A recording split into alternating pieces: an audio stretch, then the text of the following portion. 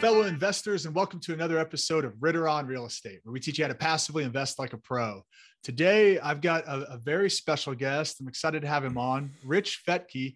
Rich has just a long, successful career in both coaching and real estate. He's somebody, him and his wife, Kathy, are both folks that I've looked up to and followed their path, and really excited to have Rich on the show today. So 20 years ago, Rich got a diagnosis that he only had about 6 months to live. And obviously that would be a kick in the gut for anybody. And it really, I think for Rich, and he'll tell us more about it, set him down this path to say, well, how does my family support itself if I'm not there? How do we achieve this financial freedom? Right. And then how does the family just survive? And I think that set him down a path. Luckily, Rich is here, right? So we know that didn't play out. We know that, he had a lot of blessings in that way, but it led him down the path to start RealWealth, which is really just a real estate coaching and I think a lot of different aspects, which we'll hear more about. He's also authored several books, and I know he's a prominent speaker and just thought leader in the space. So with all that further ado, Rich, thank you so much for being on the show today. Thanks for having me here. Looking forward to it. Yeah. So I'd love to hear more about your story. I think it's powerful, and I think there's a lot of lessons there. So let's start there with just tell us a little bit more about who you are and how you got to where you are today. All right. Wow. I'll try to summarize it. Like you said, it was 20 years ago, almost to the year, that I was diagnosed with melanoma, and they thought it had spread to my liver. And I met with an oncologist after several tests, and he said, it looks like it's spread to your liver. You probably have about 6 months to live. So like you said, it was a kick in the gut for sure. Mm-hmm. My wife, Kathy, was a stay-at-home mom at the time. We had two amazing daughters, 10 years old and 3 years old. And I was on top of my game. I just signed a book deal with Simon & Schuster. I was speaking all over the country. I had a thriving coaching practice. So I felt totally on top of my game. And then this just like pulled the rug out from underneath me and Kathy. So she basically just was in despair, thinking, what am I going to do here to make ends meet if Rich dies? So she just started to seek out mentors to help her look into how can she create an income. And she met a mortgage broker, and he told her about real estate. She started to talk to other real estate investors and found out, or other people who are financially successful, and they were real estate investors. So she got excited about that. She took the advice of these mentors. She got her agent license so she could be a mortgage broker. In the meantime, thankfully, the doctor's diagnosis was wrong. That melanoma had not spread to my liver like they thought. It was a false positive, they call it. But it was enough to go for 3 months, not knowing and thinking that maybe I had 6 months to live. That was the impetus for us to kick it in and discover a new way to financial freedom, really. And that was real estate investor. Yeah. So it worked out well for us. We were living in San Francisco Bay Area. We did a HELOC, took money out of our house up there that had appreciated since we bought it in 97. And we actually house hacked that too. It was a pretty large house, and we rented out the 2 lower rooms. We actually blocked off the master bedroom and rented that out because it had a separate outdoor entrance. So that was kind of like our foray into being investors. And then we did a cash out refi, or actually a HELOC on that. And we took that money and we bought 5 investment properties north of Texas. And that's what really got us going on it. We're like, whoa, this is a new way to create an income, to get monthly cash flow. We started to see the tax benefits of it. We started just a whole thing about what we know as investors, like, wow, our tenants are paying this mortgage off every month. We're getting this equity built in. Yeah. So it was a whole new path for us. We were super excited about it. We started to tell our family and friends, and Kathy had a small radio station, a radio show in the San Francisco area. And so people listening to that started to tune in and say, how did you guys do this? So yeah, we just said we should form a group of investors. We thought it would be maybe 100 people. Today, 19 years later, we have over 64,000 members at RealWealth. So Super grateful about that. Yeah, we've helped a lot of people create their own financial security, no doubt. Yeah, that's a fantastic story. I'm so impacted by this idea of you just get this, what you think is the worst news you've ever gotten in your entire life. And it Yeah, just, it ends up becoming a blessing though. It's sent you down this path that you probably never would have gone down, right? To understand absolutely. real estate and empower Kathy to go out and find her own way and piece of the business. And it just seems like, I mean, you just, we are presented often in our lives with these things at the moment seem terrible, seem like the worst news you've ever gotten. I think it's just a strong message to understand that, Yeah. you never know when there could be a blessing hiding around the corner. Absolutely. No, there's definitely, and like the old saying, when every curse is a blessing, right? When you look for it, but it was definitely Mm-hmm. lots of blessings from this.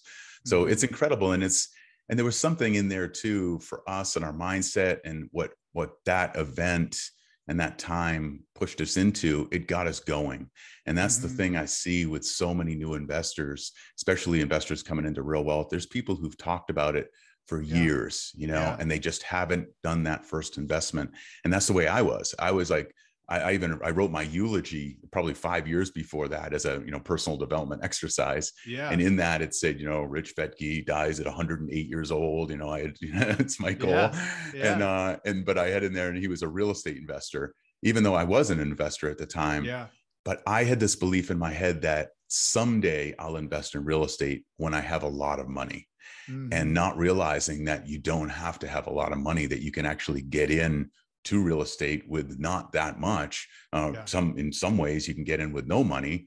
But it was it was a complete mindset shift for us. And after buying those first investment properties, then it was like, oh, we're investors now. And all of a Yeah. sudden something changes. And Right. then all of a sudden you start to seek knowledge and make Yeah. connections. Yeah. Yeah.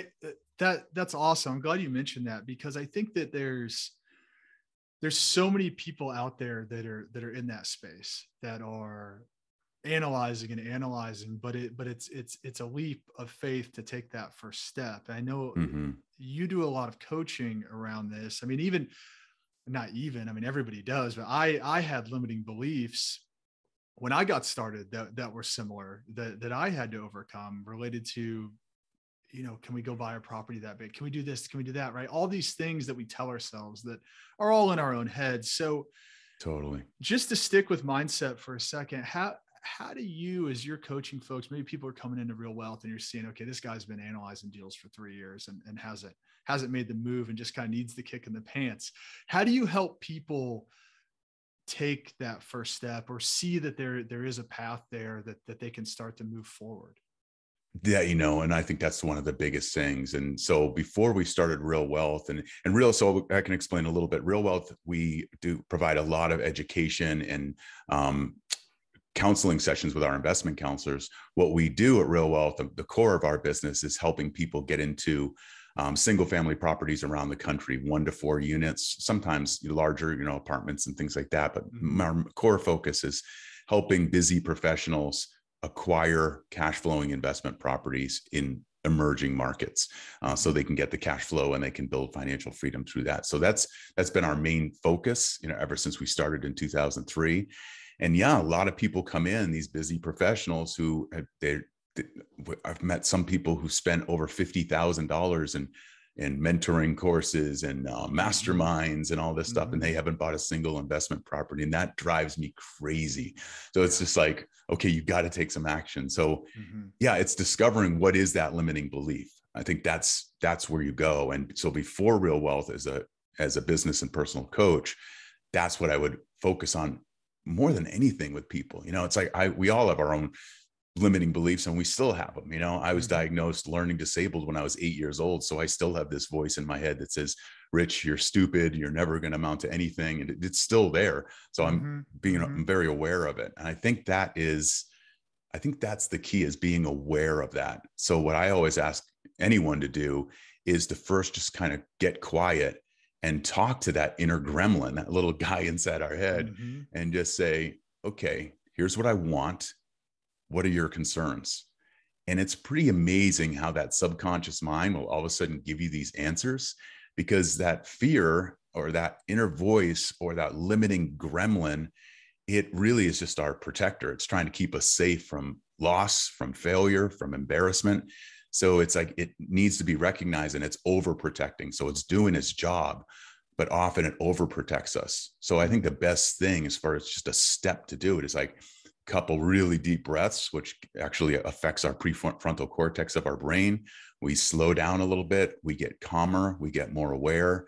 And then honestly, I think it's just close your eyes and say, okay, here's what I want, Mr. Gremlin. What are your concerns? What do you need from me? So actually face the fear right in the face, and let it know that you're not trying to beat it down, or you're not going to ignore it. You want to actually partner with it, have it be your friend, and then move forward. And so it's amazing. I think that would be the first step for anyone. If you haven't purchased an investment property, or you haven't got into even a passive investment, you're kind of holding back and you're waiting. Have that conversation with that inner gremlin and just say, what do you need from me to move forward by the end of this quarter? What do you need from me? And that little inner voice will say, I need you to figure this out. I need you to learn this. I need you to connect with this person. Yeah. So I think that's a key. I think that's fantastic. And then I think spending the time to get quiet. I mean, so many of us just struggle to do that, right? I mean, I think a lot of us are afraid to get quiet because you don't know you were so conditioned with our phones and things. It's difficult to sit still anymore. So I think forcing yourself to get quiet, that's why I do a lot of meditation, right? I find my best ideas come through meditating every day. And if I don't, I get this I imagine it's like on the old TVs where you have like the white noise that comes through. I mean, that's how I feel in my mind. If I'm not meditating daily, that starts to build up. Yeah. So thousands of thoughts, with an ADHD brain, it's like so many thoughts. And we all have a little sense of ADHD, right? It's like so many things firing and so much coming at us. It's like the technology today is like more than it's ever been in history. Yeah. So the cool thing about like your meditation, I do the same thing. I think I'm on day 308 in a row. I like to track my progress, That's awesome. And the cool thing is we're actually changing our neural makeup. We're actually laying down new myelin between our neurons and changing our brain to actually be able to be more present, to be more focused. But it takes practice. It's like training a muscle, but we can train our brains. I love that. It is like a muscle. And that's what a lot of people say, well, I could never sit still for 15 minutes. I say, well, try one and then do two, and Absolutely. then do 3. 2 minutes of breathing will have a huge impact, I've found. And so absolutely. No, you're so right. Start small and work your way up. If you set out to do 100 push-ups, you don't start by doing 100 push-ups. You start by doing 5, if that's all you can do, or even right? 1. And make it stupid simple. Yeah, do 1. Just do 1, and tomorrow do 2. So I appreciate that. The other thing I pulled away from what you said was, I think is super important for folks, is set a time limit, right? Because you said by the end of the quarter, I want to do this. And I think I think you have to set a deadline, because if you don't set a deadline, there's no accountability there. And I think the other thing that I found super powerful is, and I have a mastermind group where we've done this, and we hold each other accountable. We say, I'm going to do this. I'm going to do it by this date. And if you don't, there's a consequence. Nice. That's so powerful. And everybody knows what that consequence is. And so they know if you don't do it. But I think outside of that, tell your spouse, tell your best friend, tell somebody, but tell them that, I'm going to do this. I'm going to do it by this date. I think that's really powerful in our minds. Absolutely. I see people post stuff on Facebook.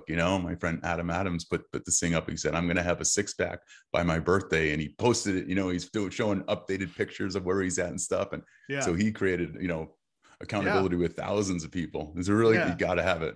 Yeah, that's awesome. That's awesome. And then I think the only other thing that I would say on this line of like helping people get started, the thing that I found extremely impactful, which I'm sure from RealWealth you guys have too, is just having that community that can support you. Because when you go out and buy, still in this day and age, not a lot of people understand real estate investing. And what I found is that when there's not an understanding, when it's unfamiliar, there's just this perceived risk. And so I remember, like, when I told people I was going to go out and start investing in real estate. They're like, well, that's really risky. That doesn't Right. sound good, you know. And it's people that have never invested in real estate and never even done any research into it. But it's hard to always find that support system. So I think that's another thing that was critical for me in being able to really take my leaps forward, is having the people around me that were like-minded, that were saying, yeah, you're not crazy. This is the right thing to do.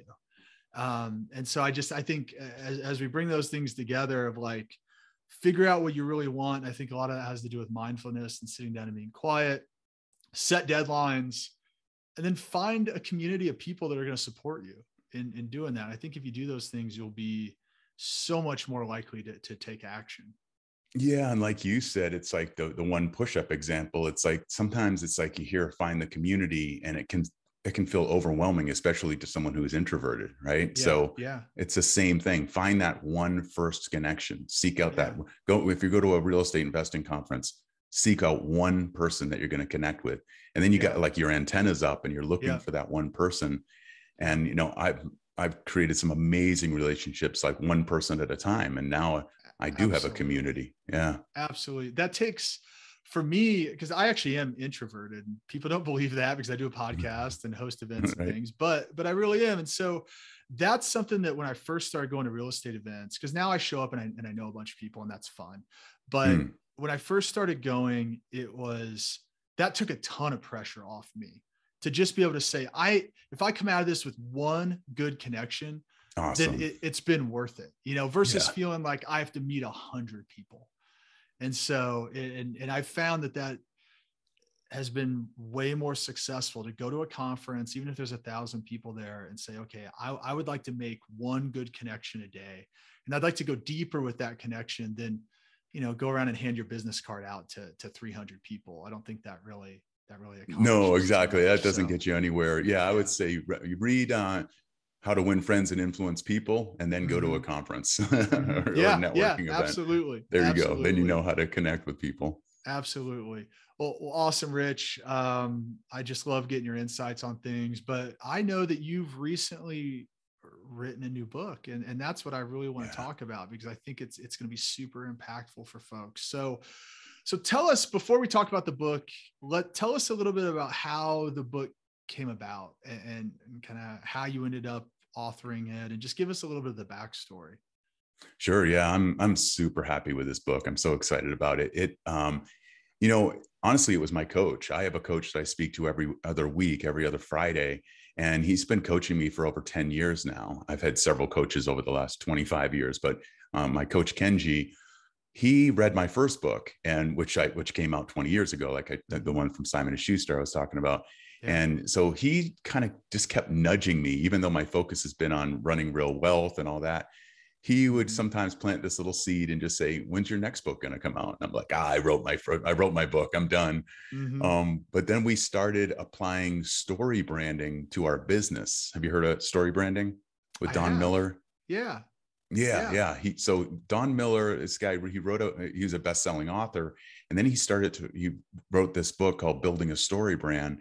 And it's all about how to bring the right people into your network, into your business, how to market for those good people that are a good match. And basically you tell a story through your company, and your customer is the hero. It just follows the hero's journey. Joseph Campbell's work, and that you see you see it in Star Wars, you see it in, you know, just about any of these big, you know, blockbuster movies or any really good story. And so that's what we started to apply to our business. And we are the guide, you know, the company is the guide. And so we started to apply this, and I kind of got obsessed with this whole storytelling thing. I didn't know there was such a cool structure and system for telling a compelling story. And so that's what I mentioned one day to my coach. I said, you know, if I was going to write another book, I think I'd want to write a story. I'd like to write the hero's journey. And that was the spark, you know, and he caught on to that, and he kept me on it and stuff. So it took me about 1.5 years to write the story. And it's a fictional story. It's a parable, but it's based on real life events and real life stories from other people in RealWealth, my story, what Kathy and I learned going through 2008 as investors and getting, you know, hit really hard, the lessons from that.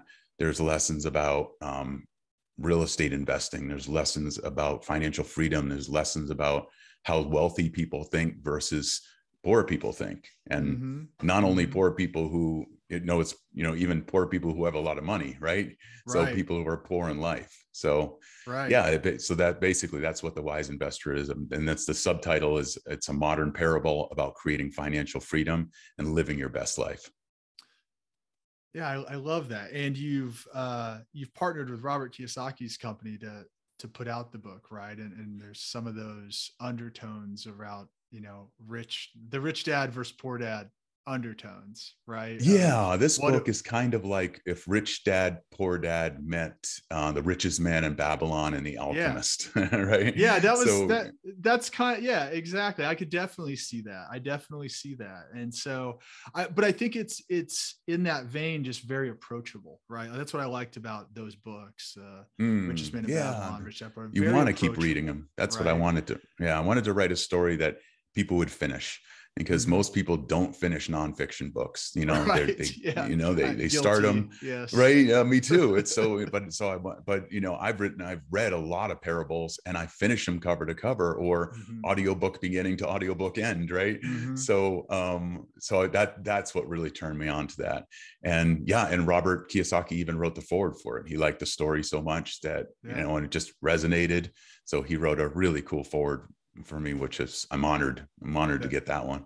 Yeah, that's fantastic. That's fantastic. So we kind of hit on this, I think, but there's a lot of real estate books out there, right? There's a lot of finance books, a lot of things. So, Yeah. how is this different? What are people going to get from this that's different from all the other stuff that's out there that they can read? That's a good question. It's definitely different, no doubt about that. And there's a lot of great books out there. I mean, my bookshelf right here is loaded with those finance books and real estate books. I've learned a lot from them. The difference in this is it emotionalizes that information. So in a story, by emotionalizing it, it goes deeper and it lasts with us. And those lessons Mm-hmm. hold stronger. It's like, that's why there's so many stories that Jesus told in the Bible. And so when you look back on so many stories from even the Buddha, it's all story based. So it's communicating and emotionalizing this information so it lasts and it sticks. So that's part of it. And then it's also, I kind of wove that experience of being a certified coach for 25 years now, and Mm-hmm. working with a lot of clients. I wove a lot of that into the story. So it's not just a finance book. It's not just a book on how to invest and how to make more money. That's a big part of it, but it's also a book on how to be your best self, how to get the most out of life, how to become wealthy in more ways than you think possible. So it's a lot of that. There's lessons about taking good care of yourself, about habits, like you and I were just talking about, Mm-hmm. forming habits, but Yeah. they're woven into the story. So you kind of get the lessons, almost like you just absorb the lessons instead of just a straight lesson. Yeah. And I created a resource center for the book. So when people get to the end of the book, I didn't want to just leave them like, oh, this is great. I wanted to give them information. So the resource section, I have a list of all my favorite books and most impactful books when it comes to investing or wealth mindset or habit formation or being your best self. So there's a lot of resources in there as well for that. So people can kind of continue their journey once they get the emotional charge of like, let's do this. That's awesome. Yeah. So Yeah. you kind of bring in the full package to exactly what we were talking about, getting people over that hump, right? Because there's more than just understanding the real estate. There's a lot behind that to get you moving. So very cool. It's about wisdom, because it's like, that's the thing. It's like you can study and learn all you want. But if you're not being your best self, if you're not taking action, if you're letting the fear hold you back, then you're not going to get anywhere. And if you're not focused, and that's what I've seen in RealWealth with our 64,000 members now, it's the people who are the most focused and aware and they're living on track. Those are the ones who become the most successful investors. So that's why I had to wrap that into the story. Yeah, absolutely. I love that. So there's a lot going on in the story, but real estate is still kind of at the core from an investment standpoint. And so, I mean, just elaborate on a little bit more about why is real estate the core from an investment standpoint? Yeah, and that's kind of weaves through the whole book, this. So it tells the story of this guy. His name is Ryan Brooks, and he's a hardworking family man. He's got a wife, a couple kids, and Mhm. he works tons of hours. He has no time for his wife or his kids or even his life. He's not in good shape. He's not that happy. And then he meets this new friend and mentor who guides him and shows him how to get his life back on track. And he Mhm. happens to be an investor, so he gets Mhm. to share these lessons. So it kind of weaves through the whole story of like why real estate, and he even compares that. This mentor compares, let's say you have $200,000 and you invest that in the stock market on margin, and then you have 200,000, you put it in gold, and you have 200,000 and you put it in real estate. Let's take a look at what's going to happen over 10 years. And he just kind of shows him that path of where that money is going to be. And like, yeah, the gold appreciates, that stock does pretty well too. But when the protagonist sees, when Ryan Brooks sees what real estate does over time, and Yeah. all those benefits, everything from appreciation to amortization to that hedge against inflation to his tenants paying down his mortgage to the monthly cash flow, so many benefits. That's where he's like, oh, and this is a whole Yeah. new way to look at it. And the reason I did that is because I really wrote it definitely for some of the Henrys out there. Have you heard that term, Henrys? It's the high earners, not rich yet people. Gotcha. Yeah, Okay. No. yeah, Yeah. yeah. It's just this new term. I just say, you definitely see it. It's like now our Yeah. reticular activating system is going to see it, but it's like I see it Yeah. everywhere now. But it's these people. They're high earners. They're not rich yet, so their lifestyle is exceeding their income. Even though, like the Gotcha. protagonist in this book, he makes a solid 6-figure income. He's maxing out his 401k, but also he has no idea how much he's spending, and his lifestyle expenses are killing him. So he doesn't have any money left over to invest. So Mhm. that's one of the huge lessons in it, is how to actually set up a financial system and structure where you can actually move and get into that savings to invest Yeah. mindset, where you Yeah. start, putting your money to work for you. So, and then basically the story goes over 5-year period. So you get to see where this guy ends up 5 years in the future. Awesome. I love that. And I love setting up even the budgeting aspect, because if you don't have any money, you can't invest. It makes it really difficult. So Yeah. I think It's you're those really phases. starting at the core of that. So that's exciting. So you have this concept of real wealth. I mean, from your other business, it works its way into the book. What does that mean to you? What does real wealth mean?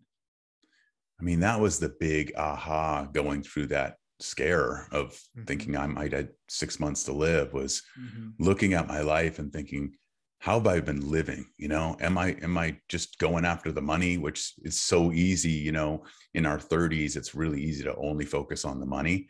And so it was kind of rocked my world. We never know how much time we have left.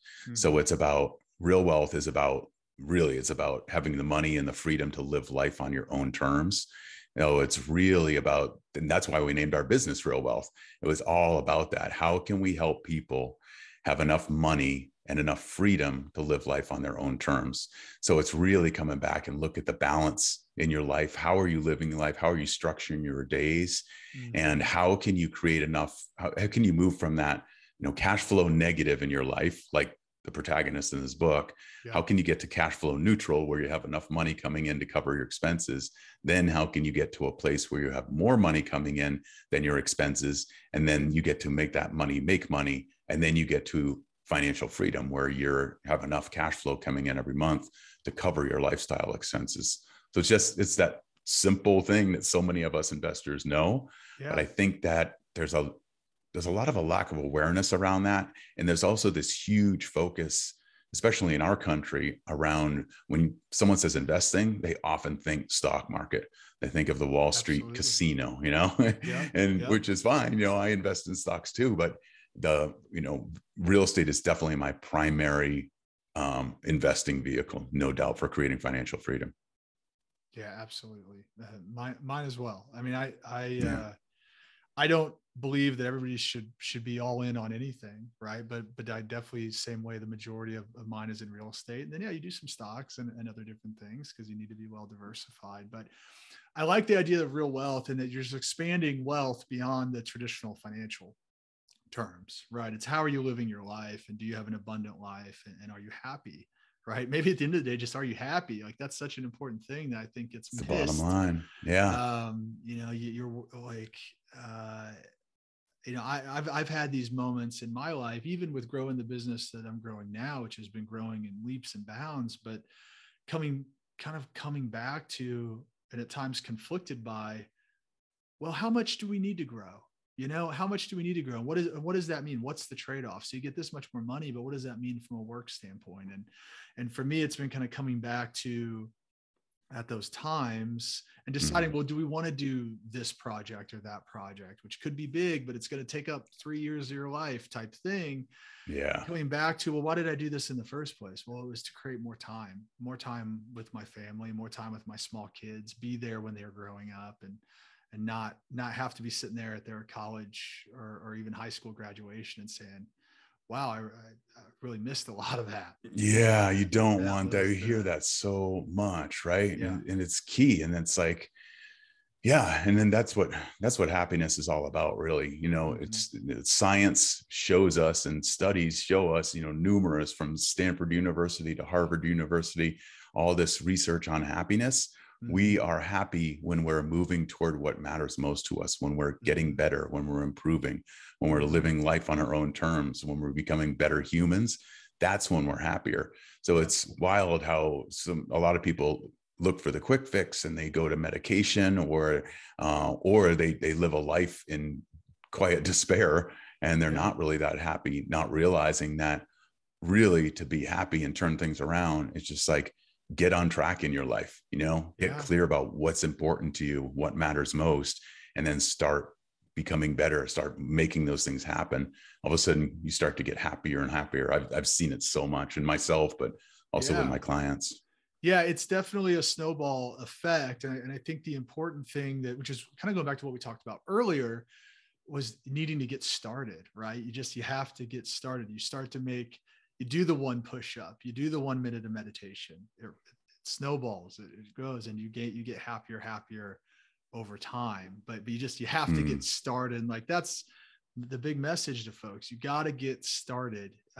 If you're not moving toward it, like you said, your happiness when you're moving toward your greater purpose, and you may not know what that greater purpose is like right away. I think there's a lot of onions to pull back, or you got to look for a lot it, of layers to the onion, right? But if you're not doing those things, you're never going to find it. So like, just take that first step, do the first push-up, first minute of meditation, to send you on that right path. Right? The mentor in the story quotes FML Alexander, where he says, if you take care of the minutes, the years will take care of themselves. And it's just so true. It's just like, focus on what's today, what's going to make today a great day, what's going to move you a little bit ahead. And you look back a few years from now, you're like, oh, wow. It's like, do things today that your future self will thank you for. Right. Absolutely. That's the hardest thing with, one of the hardest things with just how we're wired, right? Is that, we put so much more weight on that immediate gratification versus that long-term gratification, and being able to postpone the immediate gratification and do the things that your long-term self is going to thank you for. Right. I mean, that's kind of that. I think we're always kind of struggling with that. It's like, well, yeah, it'd be great to go have that cheeseburger at McDonald's, but like, is that going to be the right thing? Yeah, like, you got to balance it out. We need to eat that salad, right? It's like those type of decisions I think are tough. So the mentor in the book has a lot of great lessons.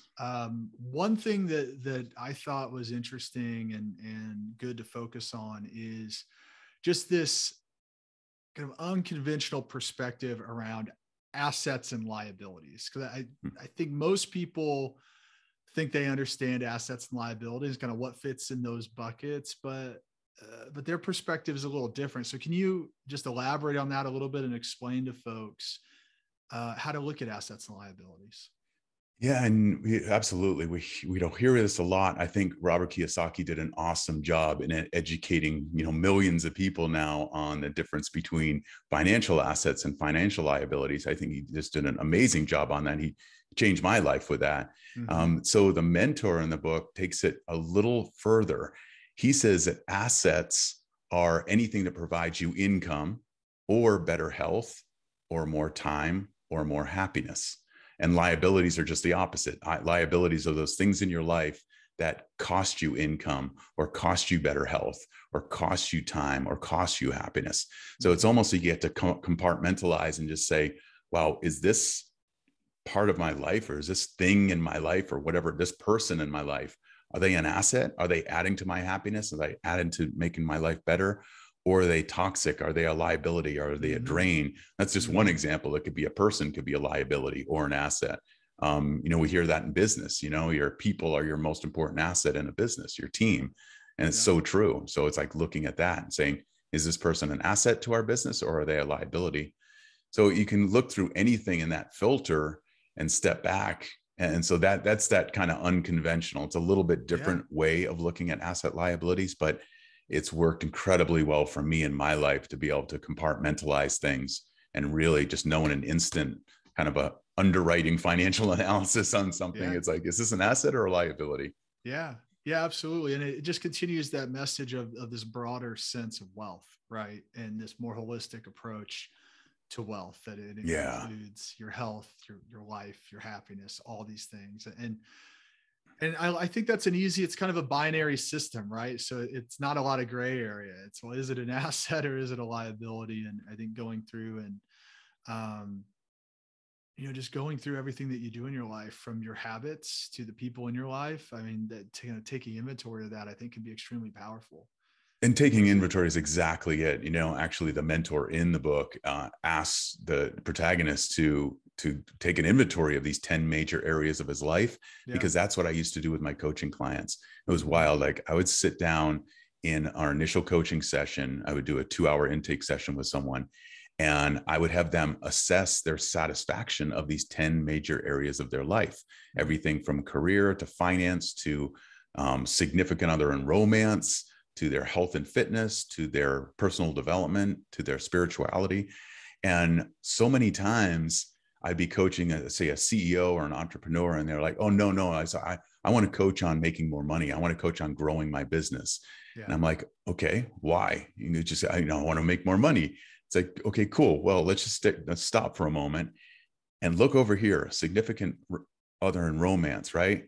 If you don't take care of this area of your life, you could lose 50% of that finance, 50% of that money, right? Yeah. And then if look at this over here, look at this is health and fitness. If you don't take care of this, you could lose 100% of your finances. So sometimes, most of the time they'd be like, oh, I get it. Yeah. Cause it's like, it's that long-term thinking. We have to constantly be thinking about our future self and what we're doing for that future self, and then come back today. I love that message. I think that is right on. And I think the more that people can broaden their sense, I mean, we spend a lot of time on this podcast, particularly talking about real estate investing and making good financial decisions, things like that. But I think it's so important to have that more holistic view. And it sounds like this book, it really can help kind of shape how to approach that. So I think that's a good framework on how to work through that with those 10 different items. Yeah, it makes you a better investor, honestly. It's like, if you want to be more successful with that, I'm an investor, invest all the time in everything from, we do syndications, ground up development, residential development, to single families, and we invest passively as well.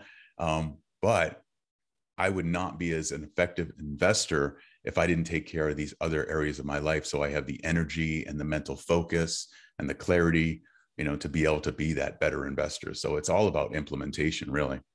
Yeah, absolutely. And I think it's so critical that you don't let these things that maybe don't seem to have a direct impact on your finances, let them slide. Right. Because they really do. I mean, for example, if you're not exercising regularly, I guarantee you don't have as much energy, and you're not as creative as you could be if you were. And not as happy. Not as happy, right? And And so much of real estate investing is being able to, be creative and make quick decisions. And, and I think so much of that to me comes from exercising. It comes from having the ability to, I don't know, I mean, it just works out your brain too. I guess it's all the good chemicals that it lets out, but it's so much of that. I think is so important. Or things like your health, right? Again, it goes back to energy. It goes back to how much can you bring to the business. And like, it's like, I think it's Stephen Covey that maybe did like the rocks, the big rocks and the little rocks and the The rocks sand in the jar. bucket, right? Yeah. So to talk about it really quickly, it's like if you have big rocks, little rocks, and sand, and you have to fill up a jar. If you start with the sand and the little rocks, by the time you get to the big rocks, they don't fit. Yeah. If you do it the other way around and you take these big rocks and put them in first, and you fill it in with little rocks, and you fill that in with sand, everything fits and there's room for everything. And the lesson there is that those big rocks are those important things in your life: the exercise, the health, your happiness, your family. And if you get those right, you can fit everything else in there. Everything else will fill in, but those are the things that are really kind of the core. And so that's been well said.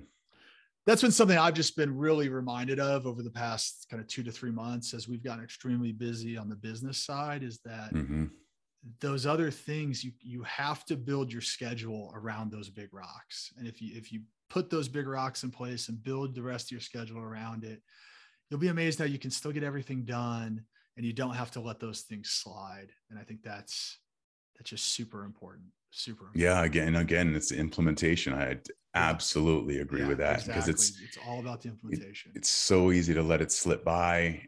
But yeah, when we get better, everything around us starts to get better. So it's like, yeah, putting that focus for sure. Absolutely. And so one thing that you've talked about, is just this idea of, I think a lot of us as real estate investors or as entrepreneurs, a lot of times, you can feel like you're alone on an island. You can feel like it's kind of all on your shoulders. And you had the saying that there's just no such thing as a self-made man. And I think that's such a good concept. And I wanted to kind of just let you expound upon that a little bit. Yeah. There's no such thing as a self-made success. Exactly. That is definitely my belief. And it's been my belief for a long time. And that's just through observation. I've met enough very successful people who are, multimillionaires, billionaires. They have the jets, they have the multiple homes and all this stuff. And it's really, when you come back to that and you talk to them and you say, how did you get here? They're always talking about who helped them get there. The mentors in their life, the team that helped them grow their business and all that. So it's really coming back to that. It's like, be careful that you don't get in that trap of, I'm just going to do this. I'm just going to, bite down and make this happen on my own. And, it comes back like Dan Sullivan, who created Strategic Coach, and he wrote Who Not How. Yeah. It's like a great book. So it's like really looking at, instead of just how can I get there, it's like, who can help me get there? Absolutely. Who's better at than I am and this other thing, and what's my team? So, and that's just it. So just the reason I like to I have these little sayings in my head that just remind me, Rich, there's no such thing as a self-made success, to have me think about who, not how. Who can I help? Who can I seek out for mentorship? Who can I seek out for these lessons? I think it's an important message, because we see these people, these like successful entrepreneurs, people up on stage, and you just see that person. You don't see the team behind him or the support system around him. But I think it's important for people to understand that. And I think that, this mindset shift, especially early on in the business, it can be tough to want to invest in things like coaching or in building out a team, right? Because it's a cost. It costs money. And I think the mindset shift that successful people make is to not look at it as a cost, but look at it as an investment, right? Look at it as, yes, you're going to spend money, but what's it going to bring to you, right? What is it going to bring to your life? How's it going to let you move your business forward? Even partnerships, right? So, is it better to have 100% of a small pie, or to have a piece of something that can be exponentially larger? right? Right. Build a By bigger pie. partnering in the right way and just build the bigger pie. Exactly. And I think those are really important lessons for folks. Yeah, and a great tool for that Kathy and I did with Real Wealth is it was 20, I think it was 2012, 2013. The business was doing well. We had grown it to, it was like, we had exceeded 1 million in revenue. Yeah. Things were going well, but we kind of like hit the ceiling. And then we did this, this program called Elite Entrepreneur. And in that, they had us do this exercise that was really profound. They had us create our organizational chart for the business for 3 years in the future. Mm-hmm. And so we laid out this organizational chart, and we had all those roles from, CEO to the directors, the director of marketing, director of finance. We built it all out. And then in the beginning, those days, a lot of those were our face. It was Rich, it was Kathy, it was Rich, it was Kathy, Right. and then our couple employees in there. And then, so we had all these other positions. And what that allowed us to do is to step back and just say, like, okay, who's our next hire? Who is it that could really fill one of these slots that's going to be better at it than we are, or it's something that we don't like doing. It's not our unique ability. So it was a really powerful tool that I think it would work for anyone who's looking to build their own business or even build their whole investing team. And it's like, who do I need on my team? You might need that personal assistant. You might need a bookkeeper. You might need property managers. It's like really starting to look at who on your team, or if you're going to syndicate, you're going to need an underwriter. You're going to need an asset manager. You start building that out. And sometimes it's you in the beginning, but being able to look at that and then actually say, okay, my next hire is going to be this position, and it's going to be Q4 2022, whatever whatever it might be. Then again, you get that timeline, like you were saying. They'd be like, okay, it's go time to fill this slot. Yeah, I love that. I think that's such a good exercise. I did a similar exercise with my business as we were starting out. And I think, yeah, you're right. It's like awesome. You're wearing all those hats, and you realize the only way that you can stop wearing those hats is to start to fill those roles. But I think it also helps you get really clear on what those roles need to be. Yeah. Sometimes you have to like pry it out of your own fingers, it's so, as entrepreneurs, it's so easy to just caught like trying to do it yourself. And I got this, and no one can do it the way I can. And no one knows my system, but sometimes you have to really like, physically like take it out of your fingers and like give it to someone and just trust and make sure that, you're there to mentor them and to, or guide them. Absolutely. You'll be surprised. All of a sudden it's like, whoa, okay, they're better than I am. Right. And that's the gold standard. What you're looking for, right, is to replace yourself in each role with somebody that's better at it than you. Absolutely. That's the gold standard. No doubt. Yeah. Awesome. Well, I wanted to circle back to the book for one last question because, I think this is a really powerful, again, way to think about things and just understanding the differences. Like we talked about a little bit earlier on how wealthy people think versus how poor people think, right? Because I think that's such a mindset shift for a lot of people. So can you just explain that a little bit? What are the differences? Yeah. And it was this really cool conversation that the mentor has with Ryan Brooks. And then just sitting down, they went for a mountain biking ride, and they came back, and they're just sitting and they're talking about that. He just describes the wealthy people, the mentor who's wealthy and very successful. He just describes what he's seen as the way wealthy people operate. And it's what I've seen too. I live in Malibu, California. There's a lot of rich people here, but a lot of these rich people, some are really happy and stoked and they have a lot of money, and some people are miserable. They're poor in life. They have a lot of money, but they're poor in life. So there's these lessons that the mentor shares around. Number one is that how much wealthy people value their time. Number one, it's the one thing that we can't spend and get back again, right? So there's this huge thing about valuing time. And what that means is like, yeah, of course, we all, valuing time is important, but how do you do that? So it's just like we were just saying, how do you leverage yourself? How do you hire people who can help you do things and free up your time? And that's one way to create financial freedom. Another thing he talks about is your perspective on money and your perspective on wealth and getting better and educating yourself. Most poor people spend way more time on entertainment than education.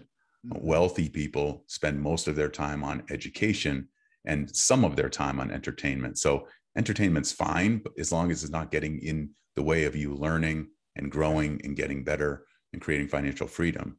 So that's another big one. So a lot of it's like this, it's just different thing about this perspective. And then there's this giving back piece that wealthy people think. The way wealthy people think is they don't focus on being envious. They don't look at other people and say, oh, look, they got a lot of money, it's not fair, or anything like that. They look at that and it's motivation, it's inspiration. It's like, wow, if they can do that, I can do that. So they turn their envy into inspiration. And I think that's a huge thing, is the way wealthy people think. And that fires them up to be like, I can do that same thing too. And then I would say the last thing would be around giving back. There's something, a mindset about truly wealthy people who are living with an abundant mindset. They give back, and not only with their businesses, but in their investing. And, for us, helping people get into affordable housing, helping people, have a good place to live, all that. But it goes beyond that. It goes into giving back as far as just the old school principle in all major religions. Talk about tithing, usually it's 10%. So there's this piece there about not only just focusing on yourself and how can I make more money? How can I have the boat and the jet and all that stuff? But how am I making a difference in the world? How can I give back? So that's another way wealthy people think, and it self-generating. And there's studies about that, about the people who give compared to people who don't give, and people who tithe and donate, they actually make more money, and their income increases over time more than people who don't give. Just a simple, basic principle. Yeah, I think that's so powerful. And I'm glad that we hit on that for all those points. And just that idea of, I think that giving helps you maintain that abundance mentality, which I think if you're able to do that, you're going to be open to more opportunities. And I can see how that would help your income increase over time. But and your motivation and inspiration. Yeah. Mm-hmm. That's awesome. So I appreciate you outlining that for us, because I think those are some really powerful concepts. I think that's a great place to kind of wrap up that piece of it. But before I let you go, I want to take you through our keys to success round. There's 4 questions that I want to ask you. The first one is, if you were going to invest in somebody else's deal, right? Somebody has a real estate deal, they bring it to you, and you could only ask them one question. What would that one question be? Tell me about your experience. Yeah. Experience, track record. That's a pretty common one. I think that speaks to so much, right? Just learned it from experience. It's the ones when we didn't do that, and we've got into with developers or partners, and we're just like, because they were cool people and they seemed great and they did this amazing project or concept, then you find out over time, it's like, oh crap, I should have done some more background check on this person. They've never done anything like this before. So it was a tough lesson learned, but that's the biggest one for us. That's a good one. What are you most proud of in your career? Career-wise, the team we built at RealWealth, and even beyond that, how much we've been able to give back. So going back to that giving back thing, we decided about 10 years ago to start donating 10% of our profits from real estate transactions to 3 charities that changed the world: Operation Smile, Habitat for Humanity, and Mentors International. And we set a goal to donate $1 million. And we are at just shy of 800,000 that we've been able to donate to these organizations. So I'm super proud of that. We're going to hit 1 million soon, and we're going to surpass it. And then we'll set a new goal. But just to know the impact of these organizations and that we were able to help, I'm most proud of that. That's awesome. That's awesome. That's what it's all about, right? As you said, that's that wealthy lifestyle, wealthy mindset. The wealthy mindset. And it's amazing how it has the team rally. We have 22 employees, and it just, they're so committed to like, how can we not only help other people create real wealth and create financial freedom, but the more people we help, the more people we help over here. And we get, it's like how much do we donate this quarter? Every quarter we look at that. And then often we'll look at something from one of those organizations, one of their videos or something. And it's so inspiring to know the difference you can make. That's awesome. That's great for culture too. Yeah. Really Huge, cool. huge. So we talked about The Wise Investor. What is another book that folks should read? In addition to The Wise Investor, well, we know everybody's going to go out and read The Wise Investor, right? I mean, everybody's got that on their list, right? Everyone, got to, right? Yes.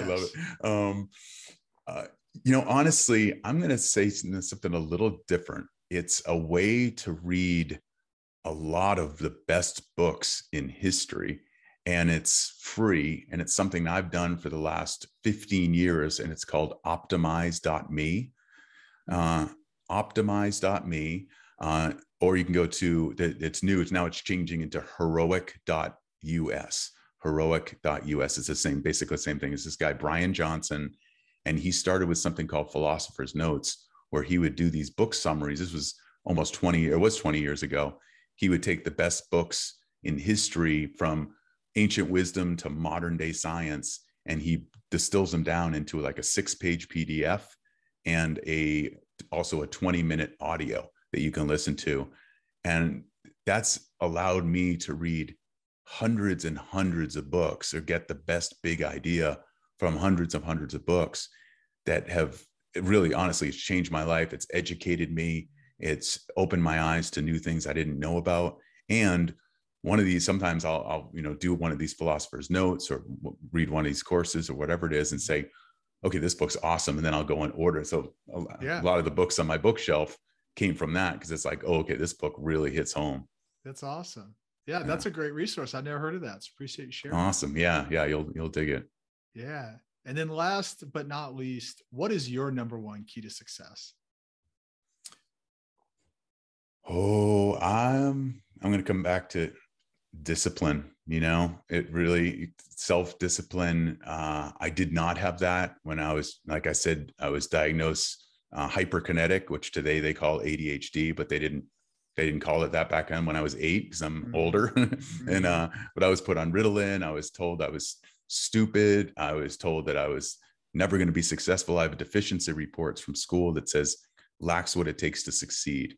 So what I had to learn, and it wasn't until I got into weightlifting and training that I started to learn about discipline, and that I could actually develop my discipline. I could change my brain and become a disciplined person. And now I'm not the smartest person, I know that, but I know I'm a very disciplined person. And that discipline has really got me to where I am. It's got me to what I've created. Absolutely. Well, that's a great message. I appreciate you sharing that.